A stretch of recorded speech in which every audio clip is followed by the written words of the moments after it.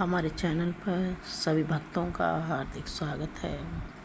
सभी भक्त वृंदावन के पागल बाबा मंदिर की असली सच्चाई की कथा को श्रवण करें और देखें कि सच्चे भक्तों पर कैसे कृपा करते हैं। एक ब्राह्मण था जो ठाकुर जी को बड़ी ही श्रद्धा से पूजा करता था। वह एक बार महाजन से रुपए लेके आया। महाजन ने उसको पैसे दे दिए, मगर वो गरीब ब्राह्मण ठाकुर जी के मंदिर रोज़ वृंदावन जाता था और केवल ठाकुर जी से ही अपने मन की व्यथा को कहता था। उस साहूकार के सारे पैसे उस ब्राह्मण ने एक एक करके निपटा दिए थे, परंतु वह साहूकार उस बात को मानने को तैयार नहीं था कि ब्राह्मण ने उसके सारे पैसे निपटा दिए हैं। उसने ब्राह्मण पर मुकदमा कर दिया और ब्राह्मण को अदालत में आना पड़ा। अब ब्राह्मण के पास कोई ऐसा सबूत नहीं था जिससे कि वह बता सके कि उसने साहूकार के सारे पैसे लौटा दिए हैं। ब्राह्मण बड़ा ही दुखी था, क्योंकि साहूकार ने उससे कहा, अदालत में ये अपील की कि कोई इस बात का गवाह है कि ब्राह्मण ने मेरे पैसे लौटा दिए हैं, तो वह सामने लाए। ब्राह्मण गरीब था, परंतु सच्चा ठाकुर भक्त था।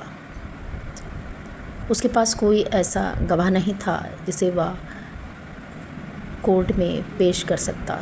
बड़ा दुखी मन लिए हुए वह ब्राह्मण ठाकुर जी के पास इस बात को लिख कर रख आया कि हे ठाकुर जी, आप ही इस बात के साक्षी हैं कि मैंने साहूकार के सारे पैसे लौटा दिए हैं, परंतु साहूकार ने मेरे ऊपर अदालत में मुकदमा कर दिया है। मेरे पास कोई गवाह नहीं है जो ये कह सके कि मैंने साहूकार के पैसे लौटा दिए हैं। कोर्ट में तारीख पड़ी और अदालत में ठाकुर जी सच्चे भक्त की लाज बचाने के लिए एक बूढ़े ब्राह्मण के वेश में पहुंचते हैं और वह जज के सामने सभी डेट बाय डेट एक एक तारीख बताते हैं कि कब कब साहूकार के पैसों को ब्राह्मण ने चुकाया है। ये बात सुनकर साहूकार तो शांत हो ही जाता है और जज साहब भी चौंक जाते हैं कि इतना वृद्ध व्यक्ति सभी तारीखों सहित इस विवरण को बता रहा है। उनकी आंखें चौंक जाती हैं।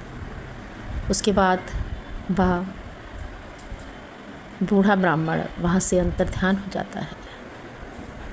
इससे जज साहब उस ब्राह्मण से पूछते हैं कि ये कौन व्यक्ति था जो ये बता गया कि तुमने साहूकार के सारे पैसे चुका दिए हैं। तो ब्राह्मण कहता है कि मैं इनको नहीं जानता, मैंने इनको इससे पहले कभी देखा भी नहीं है। मैं तो केवल अपने ठाकुर जी को जानता हूँ और ठाकुर जी के चरणों में मैं एक पत्र लिख कर रख आया था कि हे ठाकुर जी, आप ही केवल इस बात को जानते हैं कि मैंने साहूकार के पैसे चुका दिए हैं। जज साहब पूर्ण रूप से जान गए थे कि ये ठाकुर जी ही थे जो बूढ़े ब्राह्मण के रूप में कोर्ट में आकर गवाही दे रहे थे। फिर क्या होता है, जज साहब भगवान के दर्शन करने के बाद सारी मोह माया को त्याग कर अपने पद को भी छोड़ देते हैं और भगवान श्री कृष्ण ठाकुर जी की शरण में चले जाते हैं और वहाँ वृंदावन जाकर श्री हरिधाम जाकर ठाकुर जी की पूजा में लग जाते हैं।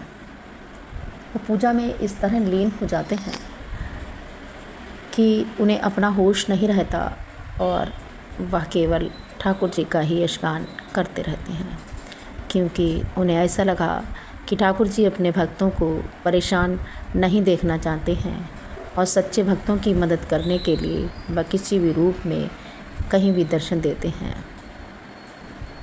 जज साहब नहीं थे, वह केवल एक श्री हरि भक्त हो गए थे। वह ठाकुर जी का नित्य प्रतिभजन करते और उसमें ही संलग्न रहते थे। वह इतना ज़्यादा पूजा में लीन थे कि वह भंडारों में से पत्तलों की जूठन खुद भी खाते थे, बची हुई जूठन खुद खाते थे और ठाकुर जी को भी उसका भोग लगाते थे।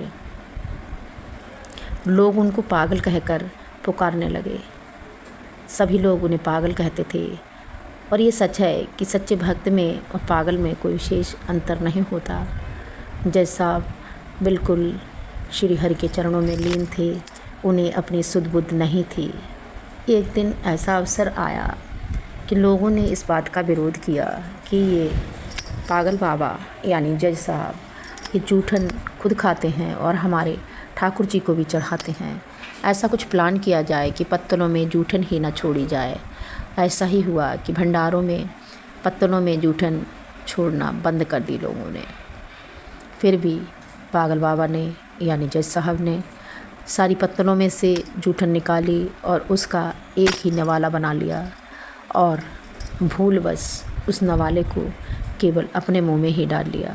और जब अपने मुंह में उन्होंने उस जूठन के नवाले को डाला, तभी एक बालक के रूप में श्री हरि विष्णु ने, ठाकुर जी ने पागल बाबा यानी जज साहब को दर्शन दिए और कहा, आज तुमने ये पूरा जूठन का नवाला, आज मुझे जूठन का भी भोग नहीं लगाया, तुमने ये पूरा नवाला खुद ही खा लिया। अब ऐसा मत करो, ये जूठा नवाला मुझे ही खिला दो। जज साहब की आंखों से आंसू निकल आए और उस बच्चे के रूप में भगवान श्री हरि ने जज साहब को दर्शन दिए। उसके बाद वो नवाला श्री हरि विष्णु ने आधा स्वयं खाया और आधा उन पागल बाबा ने खाया। उसके बाद क्या था कि पागल बाबा जो थे वह विशाल भंडारे करने लगे। उनके नाम का एक मंदिर बना। विशेष रूप से पागल बाबा को श्री हरि विष्णु के दर्शन हुए। उन पर ऐसी कृपा हुई कि वह विशाल भंडारों को करवाने लगे। एक मंदिर का निर्माण हुआ और उस मंदिर में पागल बाबा यानी जज साहब की मूर्ति जो थी वो पागल बाबा के नाम से स्थापित की गई। श्री हरि विष्णु की ऐसी ही महिमा है कि जो श्री हरि विष्णु का वास्तविक रूप से और सच्चे हृदय से स्मरण करते हैं, श्री हरि विष्णु किसी भी रूप में उनको दर्शन देते हैं और उनकी सहायता करते हैं। बोलो जय श्री हरि विष्णु की, जय ठाकुर जी की, जय पागल बाबा की। यही उस वृंदावन के पवित्र पागल बाबा मंदिर की सच्चाई है, जिसमें भगवान की दर्शन पाकर एक जज ने अपना पद छोड़ दिया और श्री हरि विष्णु की शरण में चला गया।